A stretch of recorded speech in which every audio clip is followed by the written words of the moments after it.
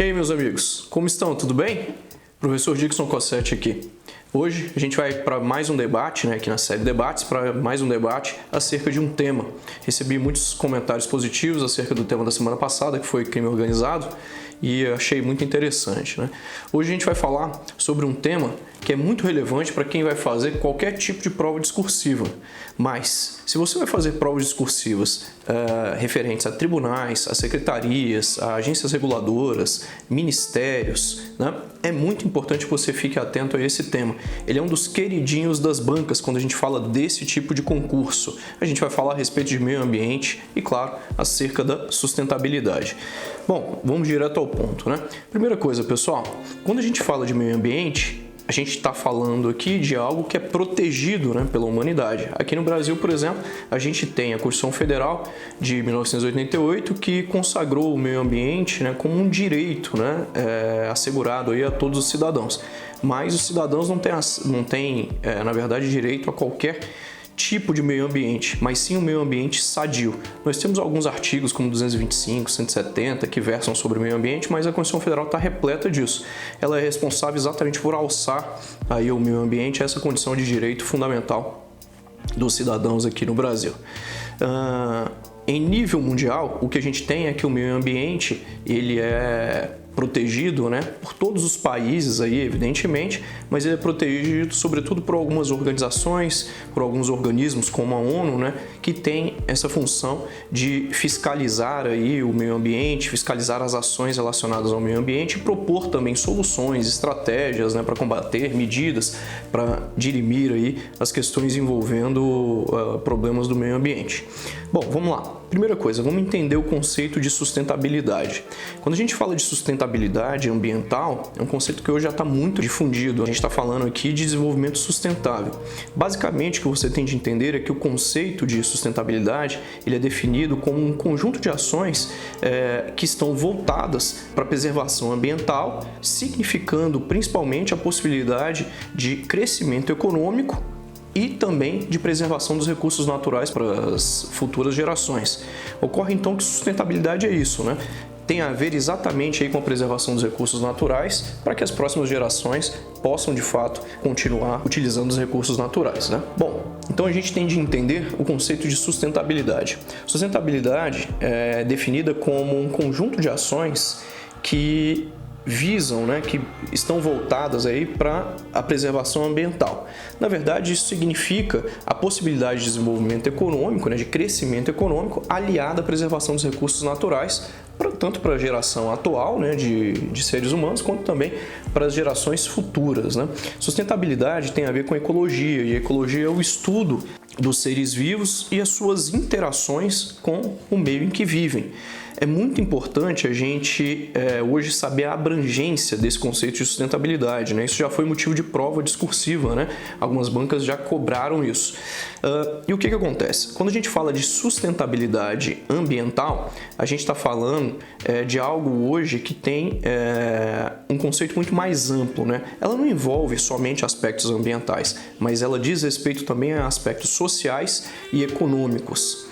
Diante disso, o que nós tivemos aí é que na Rio 92, o principal resultado dela foi a Agenda 21, E essa Agenda 21, que ganhou muita força a partir da Eco 92, ela literalmente adotou um conceito muito mais amplo, envolvendo aqui também a questão relacionada à sustentabilidade social.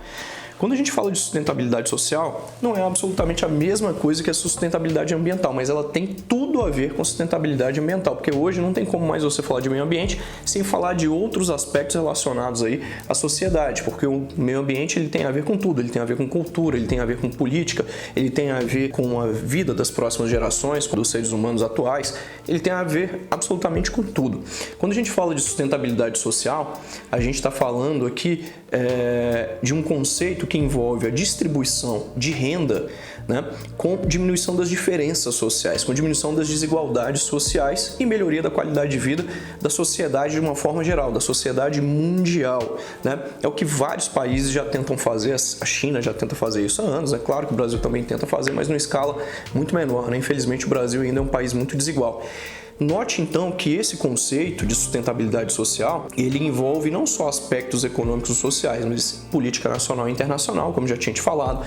Ele envolve também aqui as questões econômicas, as questões financeiras, todas as questões ambientais e também distribuição de renda, qualidade de vida, né? Vários aspectos aí, várias vertentes que têm a ver com esse conceito. Hoje, as empresas, né, privadas e públicas também acabam explorando muito o conceito de sustentabilidade social ou ainda de responsabilidade socioempresarial, quando a gente fala das empresas, né? Quando a gente fala de responsabilidade socioempresarial, a gente está falando aí de todas essas ações que as empresas praticam, essas políticas, né? Essa cultura de preservação do meio ambiente, mas ao mesmo tempo também de adoção de estratégias, de culturas, né, no seu dia a dia, que tem a ver aí com ética, com transparência, com respeito ao próximo, com respeito à diversidade, tem a ver também com o meio ambiente. Então perceba, você não pode confundir o conceito de sustentabilidade ambiental com sustentabilidade social, mas são conceitos que estão ali paralelos. É muito difícil você falar de sustentabilidade ambiental sem falar de sustentabilidade social, beleza? Quando a gente fala de acordos internacionais relativos a isso, a gente tem que saber a primeira coisa, né? Qual é o papel desses organismos ou ainda quem é responsável pelo meio ambiente no mundo, né? Quando a gente fala do meio ambiente no mundo, a gente está falando aí da ONU, né? Principalmente. A ONU é o organismo que, de uma forma geral, ela vai monitorar o meio ambiente no mundo, claro, não só no mundo de uma forma global, mas de forma regional também. A ONU ela tem braços em praticamente todos os países, né? Dentro da ONU existe a ONU Ambiental. A ONU Ambiental é responsável por todas as políticas, diretrizes relacionadas ao monitoramento do meio ambiente, fiscalização, né, de ações relativas aí ao meio ambiente e também ela é responsável por propor uma série de medidas, de ações para combater problemas do meio ambiente.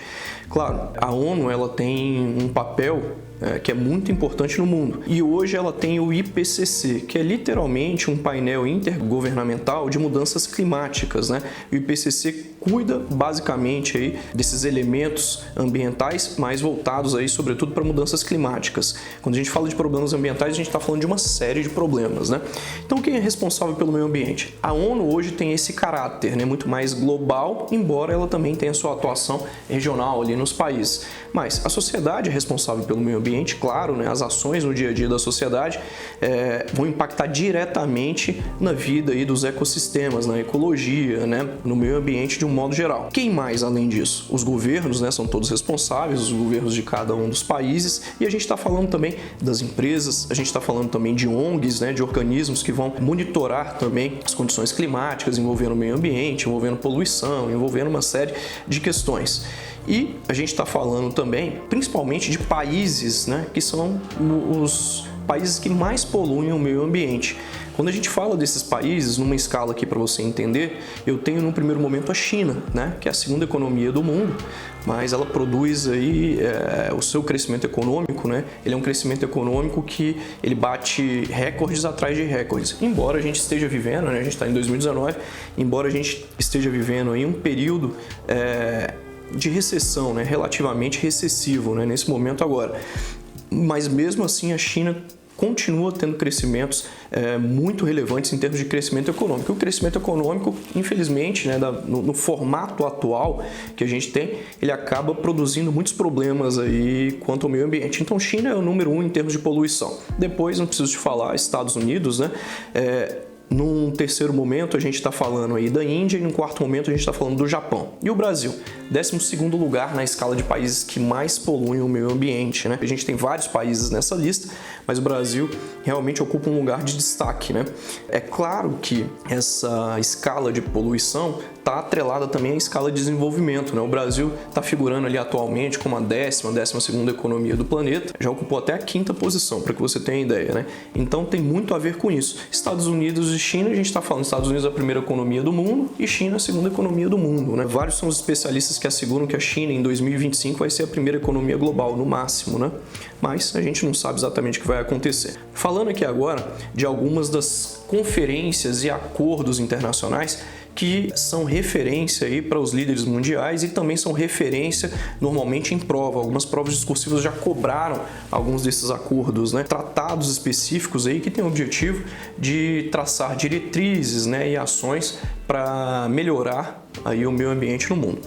Bom, a gente está falando aqui de, por exemplo, em 1972, foi uma das primeiras reuniões, né, a Conferência de Estocolmo, na Suécia, né, claro. Nós tivemos também em 92, como eu já antecipei para você, a Eco 92, realizada no Rio de Janeiro.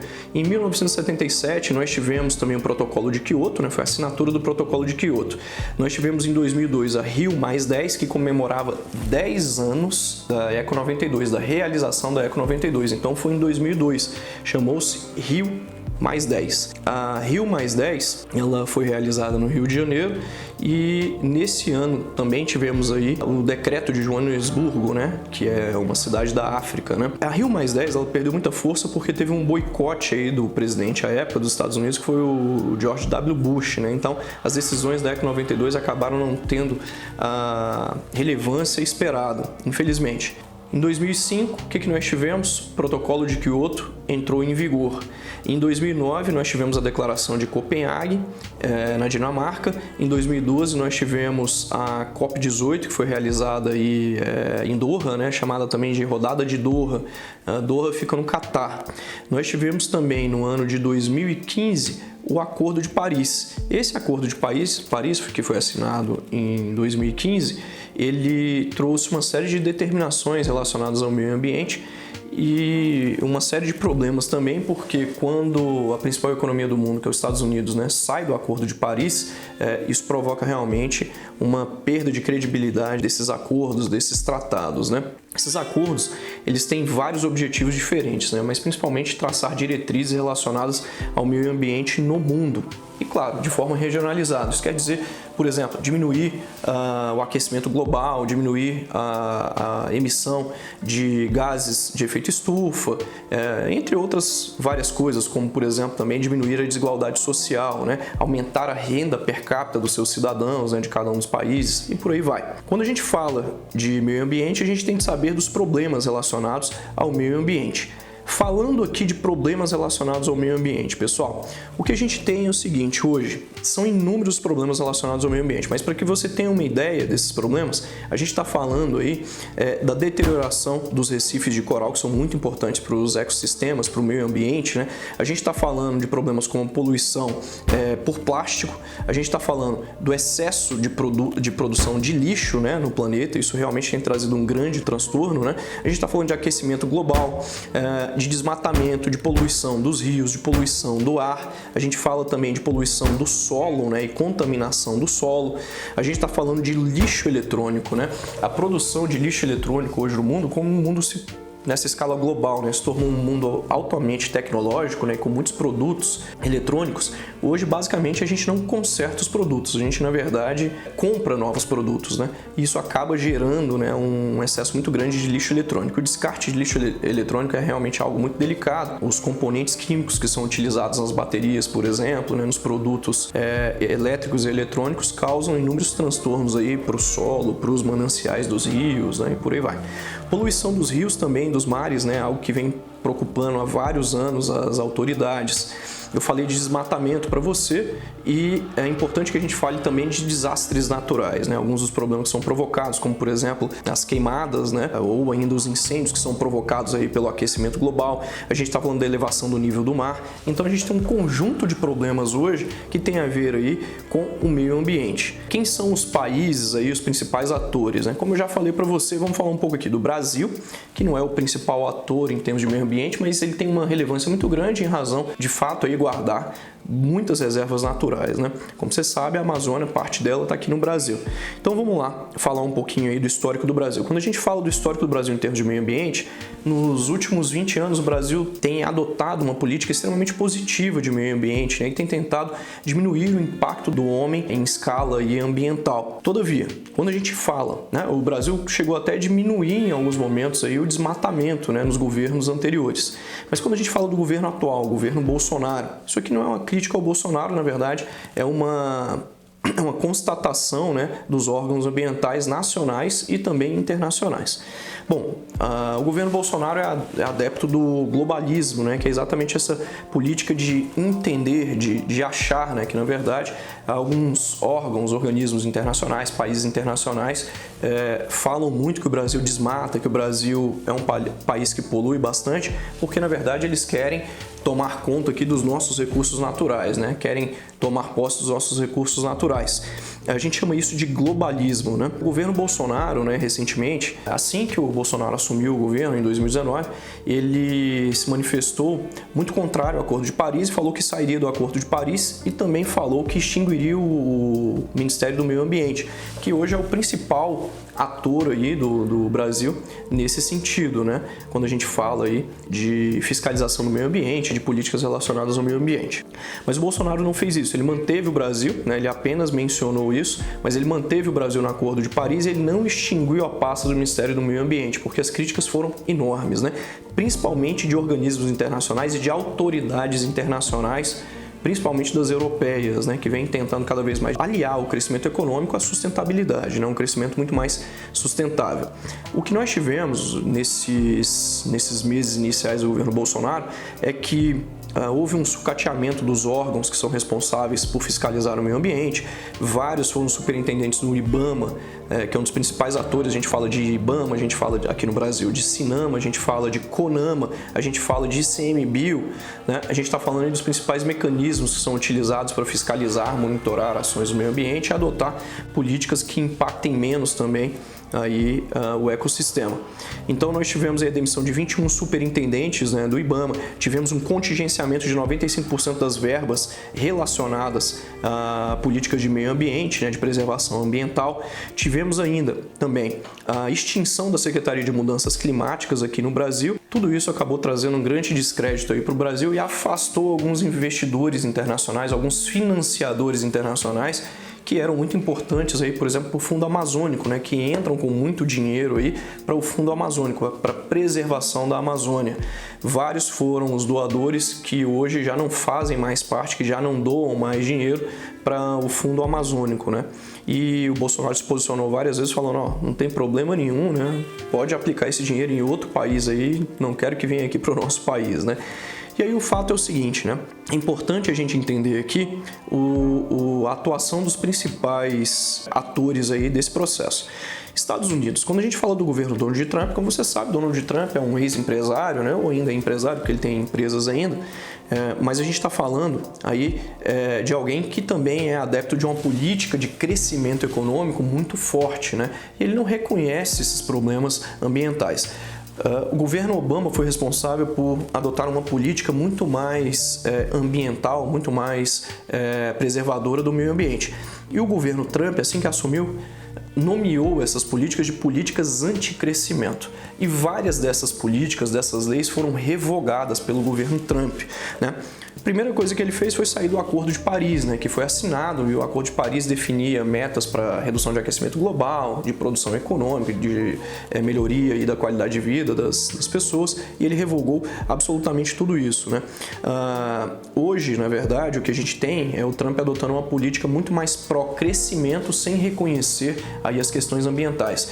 Por exemplo, ele retirou os problemas ambientais da lista de problemas relacionados à segurança nacional, de ameaças à segurança nacional. Ele já retirou as questões ambientais, os problemas ambientais disso, né? Ele falou, não, isso não tem de ficar aqui, né? A gente não reconhece esse tipo de coisa. Então, na verdade, é uma política muito mais voltada para o crescimento, sem se preocupar muito com energias renováveis e se preocupando muito mais aí com a parte econômica e financeira dos Estados Unidos. E ele vem conseguindo realmente melhorar a economia dos Estados Unidos baseada nesse tipo de coisa, mas a parte ambiental a gente já sabe, né? Com relação à China, hoje a China ela já tem uma política muito mais voltada para a sustentabilidade e também muito mais voltada para o crescimento verde, né, que é o que ela chama. Vários foram os aspectos que modificaram já a cultura dos chineses nesse sentido. Então os chineses têm diminuído muito, né, têm tentado diminuir muito a desigualdade social, têm reduzido cada vez mais o desmatamento, têm preservado os seus rios e os seus mares, e o atual governo da China já começa a entender isso, essa necessidade, né, em razão de ser realmente aí o principal poluidor, né? Bom, o principal poluidor do mundo, né? Estados Unidos, como a gente falou, é o de número 2 e a China é o de número 1. Legal. Problemas ambientais no Brasil. Alguns daqueles problemas que eu já mencionei têm a ver diretamente com o Brasil. A gente está falando aqui principalmente da ação humana, né? Da ação do homem aí no meio ambiente. Ou seja, essa atuação humana para manter o crescimento econômico, né, sem preservar o meio ambiente. Então a gente está falando, por exemplo, de uma agropecuária que é extremamente predatória aqui no Brasil. A gente está falando de um extrativismo vegetal ou ainda natural que não respeita, né, condições mínimas relativas ao meio ambiente ou de sustentabilidade. A gente está falando aí também de uma falta de infraestrutura das cidades no Brasil para preservação, voltadas para a preservação do meio ambiente. A gente está falando da falta de fiscalização, por exemplo, quanto ao desmatamento, quanto às madeireiras ilegais, né, que nós temos aí. A gente está falando, por exemplo, de inúmeros problemas relativos aos ecossistemas no Brasil, como enchentes hoje que acontecem, outros desastres naturais, né, como os incêndios, entre outras coisas. Quais as ações, quais as soluções que nós temos para esses problemas ambientais para a gente fechar esse vídeo? Dixon, já sei de muita coisa aí. Primeira coisa, pessoal, utilização de fontes de energias renováveis, como energia eólica, como energia solar e também como energia geotérmica, né? Aquela que vem ali do calor produzido pelo centro da Terra. A gente está falando também de racionalização e controle dos espaços naturais, dos ecossistemas, né? E da exploração de recursos naturais no Brasil, como madeira, como por exemplo água, como minério, como desmatamento, né? Ou seja, a exploração aí das árvores, né?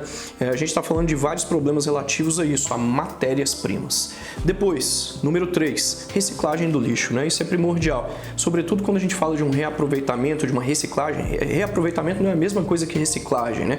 Mas quando a gente fala aí da reciclagem de papel, de plástico, como falamos da reciclagem também de alumínio, né? Isso movimenta muito a economia e isso diminui também problemas relacionados ao meio ambiente, né? O plástico é um elemento derivado do petróleo que acaba demorando muito para ser decomposto pela natureza, né? De forma natural. Meios de transportes não poluentes, como por exemplo, muita gente vai se assustar, mas os ônibus coletivos, eles hoje representam, se a gente for pegar assim por pessoa, os ônibus coletivos eles são uma forma menos poluente hoje de você transitar na sociedade. Muita gente acha que são os trens, mas não, os ônibus coletivos, quando a gente tem mais passageiros ali, eles representam uma emissão até menor de gases de efeito estufa ou de elementos que vão poluir o meio ambiente, até menor em alguns casos do que o próprio trem. Então a gente está falando de ônibus coletivos para diminuir o número de carros, né, individuais, né, de carros nas pistas. A gente está falando de trens, a gente está falando de VLTs que utilizam, né, por exemplo, o VLT ou o metrô que vai utilizar energia elétrica, que é uma energia limpa, né?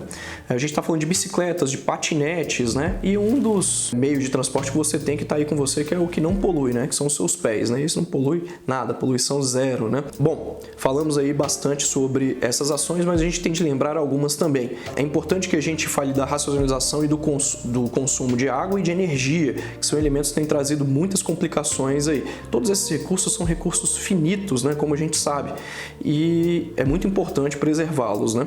A gente está falando ainda também do reflorestamento e da valorização de áreas verdes, né? Cada vez mais os países têm entendido que você manter nas grandes cidades ali zonas, né, sustentáveis, zonas verdes, vai trazer uma melhor qualidade de vida para a população local, né? E por último, promover e aplicar conceitos relativos ao meio ambiente e à sustentabilidade, né? Essas campanhas, né, de conscientização, elas são muito importantes, principalmente, pessoal, nas escolas, né, na TV, ou seja, desde cedo, né? Todas as pessoas, todas as crianças têm de entender aí que a preservação ambiental é algo mandatório, é algo obrigatório. Legal. Falamos muito aqui sobre o meio ambiente, trouxe para você o que você precisa saber aqui a respeito de meio ambiente, né? Espero que você tenha gostado. Se você ainda não me segue nas redes sociais, dá uma olhada aqui nas minhas redes sociais, por favor, me siga. Se você gostou desse vídeo, deixa o seu like aí, se inscreva aqui no meu canal, marque outras pessoas aí, passe para outras pessoas esse vídeo, que eu acho que vai ser muito importante a gente divulgar um pouco do que a gente sabe. Um grande abraço para você. Tchau!